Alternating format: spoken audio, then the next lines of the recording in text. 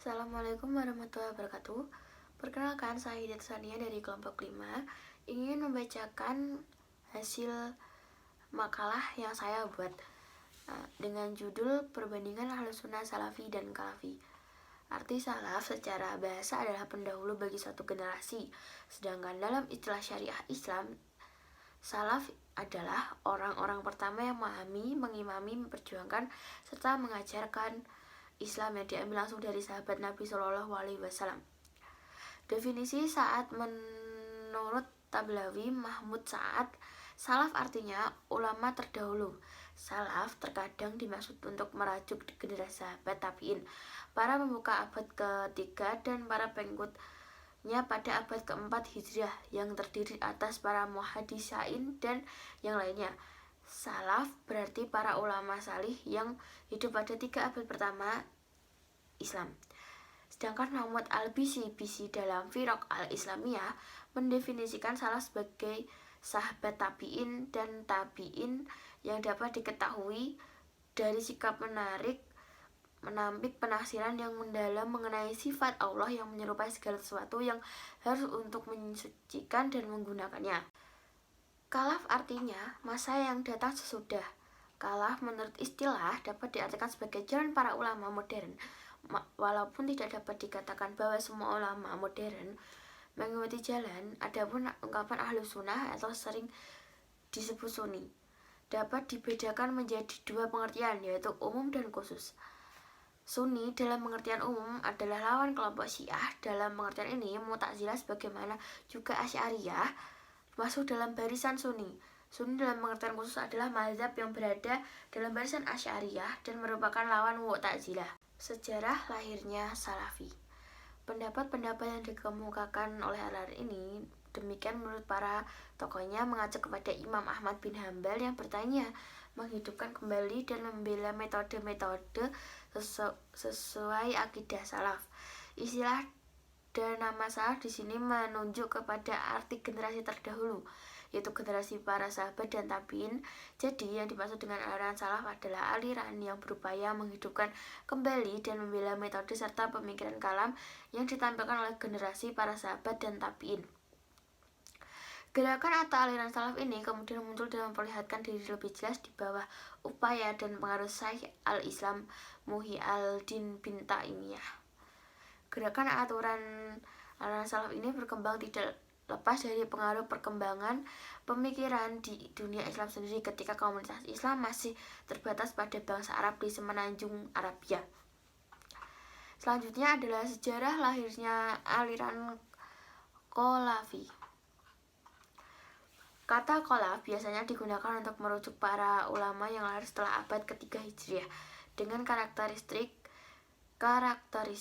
yang bertolak belakang dengan apa yang dimiliki salaf, suatu golongan dari umat Islam yang mengambil filsafat sebagai patokan amalan agama, dan mereka ini meninggalkan jalannya as-salaf dan memahami Al-Quran dan Al-Hadis.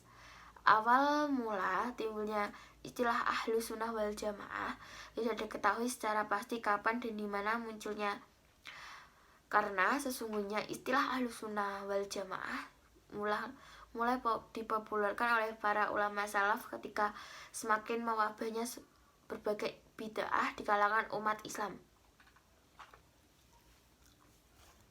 Khalaf artinya masa yang datang sesudah. Khalaf menurut istilah diartikan sebagai jalan para ulama modern, walaupun tidak dikatakan bahwa semua ulama itu modern. Adapun ungkapan ahlu sunnah yang sering juga disebut sunni dapat dibagi menjadi 2 pengertian, yaitu umum dan khusus. Ini adalah tokoh-tokoh aliran salaf dan khalaf. Yang pertama yaitu aliran salaf, yaitu Imam Ahmad bin Hambal. Imam Ahmad bin Hambal lahir di Baghdad pada 780 Masehi dan berasal dari keturunan Aceh. Neneknya memiliki kedudukan sebagai ketua dari salah satu daerah Khorasan dan orang tuanya meninggal sewaktu Ahmad masih kecil. Ia dilahirkan di Baghdad pada tahun 164 atau 780 Masehi dan meninggal di tahun 241 Hijriah atau 855 Masehi. Ia sering dipanggil Abu Abdillah karena salah seorang anaknya bernama Abdillah, namun ia lebih dikenal dengan nama Imam Hambali karena merupakan pendiri mazhab Hambali. Mazhab Hambali ini banyak dianut penduduk Irak, Mesir, Suriah, Palestina, dan Arabia. Di Arabia, mazhab ini merupakan mazhab resmi dari negara. Selanjutnya, Ibnu Taimiyah. Nama lengkap Ibnu Taimiyah adalah Taqiyuddin Ahmad bin Abi Al-Halim bin Abi Al-Halim bin Taimiyah. Lahir di Haran hari Senin 10 Rabiul Awal tahun 661 Hijriah dan meninggal di penjara pada malam Senin dari 20 Dzulhijjah tahun 729 Hijriah. Selanjutnya aliran Khalaf yaitu Imam Al-Asy'ari. Nama lengkap Al-Asy'ari adalah Abu Al-Hasan bin Ismail bin Ishaq bin Salim bin Ismail bin Musa bin. Selanjutnya adalah aliran Khalaf yaitu Imam Al-Asy'ari. Nama lengkap Al-Asy'ari adalah Abu Al-Hasan. Al-Asy'ari menganut faham Mu'tazilah hanya sampai ia berusia 40 tahun. Setelah itu secara tiba-tiba ia mengumumkan di hadapan jamaah Masjid Basrah bahwa dirinya telah meninggalkan faham Mu'tazilah dan menunjukkan keburukannya. Menurut Ibnu Asakir yang melatar belakangi Al-Asy'ari, meninggalkan Mu'tazilah adalah pengakuan beliau telah bermimpi bertemu dengan Rasulullah SAW. Selanjutnya adalah Maturidi.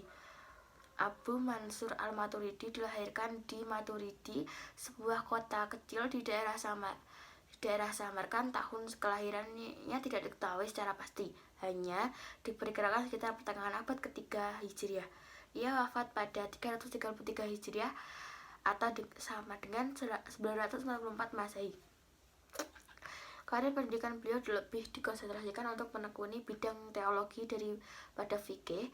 Ia dilakukan untuk memperkuat pengetahuan dalam menghadapi faham teologi yang banyak berkembang di masyarakat Islam yang dipandang tidak sesuai kaidah yang benar menurut akal dan syarat. Pemikiran-pemikirannya banyak dituangkan dalam bentuk karya tulis, diantaranya ialah kitab Tauhid, Tahwil Al-Quran, dan Maqas Al-Asy'ari. Selanjutnya adalah penyebaran aliran salaf. Gerakan pemikiran salafi di Indonesia mengalami perkembangan seirama dengan munculnya tokoh-tokoh gerakan pemikiran salafi di Timur Tengah yaitu Mesir seperti Syekh Jamaluddin Al-Afghani, Muhammad Abduh, dan Rashid Ridho. Para tokoh pembaharuan Mesir di samping mengajak umat Islam kembali kepada Al-Quran dan Sunnah Nabi Muhammad SAW, juga mengajak umat Islam agar meningkatkan ilmu pengetahuan dan teknologi modern untuk mencapai kemajuan, menghilangkan kebodohan, dan mengatasi keterbelakangan. Di Indonesia, muncul organisasi yang bercorak salafi modern seperti Muhammadiyah, Syarikat Islam, Al-Irsyad, dan Jong Islamic Bond, Persatuan Islam, dan Partai Islam Indonesia. Upaya-upaya yang dilakukan oleh para tokoh gerakan keagamaan tersebut adalah mengajak umat Islam meninggalkan praktek-praktek yang bernuansa bid'ah, khurafat, dan taklil untuk mendorong mereka melakukan ijtihad. Selanjutnya, penyebaran aliran Khalaf. Ketika Nizam al-Muluk menyusun kebijaksanaan jangka panjang untuk mempertahankan kekuatan golongan Sunni secara intelektual dan teologis, melalui khutbah Jumat ajaran-ajaran Al-Asy'ariyah disampaikan. Sebaliknya, diserang pemikiran kaum Syiah, bahkan fikih yang dipergunakan secara resmi oleh negara ditentukan ke fikih Syafi'i sebagai fikih Hanafi yang dipakai oleh golongan Maturidi dan Syiah. Tahun 1065 dibangun sekolah tinggi Al-Nizamiyah dan Baghdad, kemudian di Naisabur dan beberapa kota penting lainnya.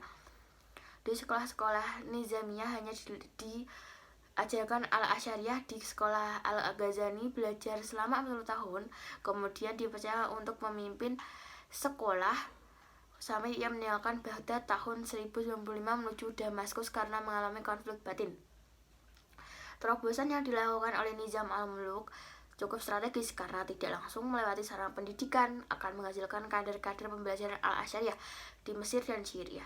Aliran Asy'ariyah dikembangkan oleh Salahuddin Al-Ayyubi dinasti Ayyubiyah dengan mengganti aliran Syiah yang dibawa oleh dinasti Fatimiyah tahun 969 sampai 1171 Masehi. Semua sekolah diajarkan paham Syiah Al-Mu'tazilah diganti dengan pengajaran bercorak Al-Asy'ariyah Al-Sunni. Ajaran-ajaran Al-Asy'ariyah dikembangkan berdasarkan dalil-dalil nakli. Penggunaan dalil nakli bersumber pada apa yang terdapat dalam Al-Quran dan hadis yang menyangkut masalah akidah dengan segala aspek meliputi ilahiyat, nubuat, dan samiat. Penggunaan akal adalah sebagai pembantu apa yang dikendaki zahir nas, jadi akal tidak sanggup menjadi hakim atas nas-nas agama untuk mewakilkan dan melampaui ketentuan arti zahirnya. Selanjutnya adalah Imam Al-Asy'ari.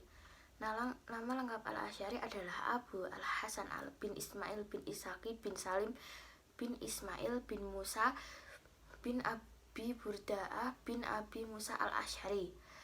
Al-Asy'ari menganut faham Mu'tazilah hanya sampai ia berusia 40 tahun. Setelah itu secara tiba-tiba ia mengumumkan di hadapan jamaah Masjid Basrah bahwa dirinya telah meninggalkan faham Mu'tazilah dan menunjukkan keburukan-keburukannya. Menurut Ibnu